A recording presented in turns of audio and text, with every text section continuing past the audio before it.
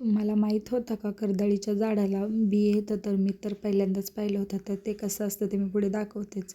तर अशा प्रकारे कर्दळीला छान असे बारीक बी येतात. तर मी पहिल्यांदाच पाहिलं होतं. तुम्हाला माहीत होतं की नव्हतं ते कमेंटमध्ये सांगा. हे कर्दळीचं झाड आपोआप उगवून आलेलं होतं, तर आम्ही लावलेलं नव्हतं.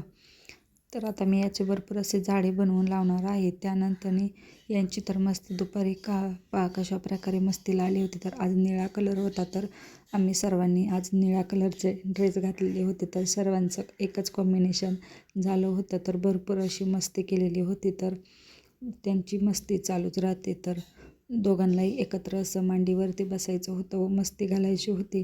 त्यानंतर संध्याकाळी त्यांना खाली देवीच्या तिथे लहान मुलांचे डान्स होते, तर ते पाहण्यासाठी गेले होते. तर यांचा डान्स तिथे चालू झाला. तर तिथे एक बारकी दीदी होती. तर दादा तर कशा प्रकारे तिला डान्स कर म्हणत होता. ब्लॉग आवडल्यास नक्की सबस्क्राईब करा. धन्यवाद.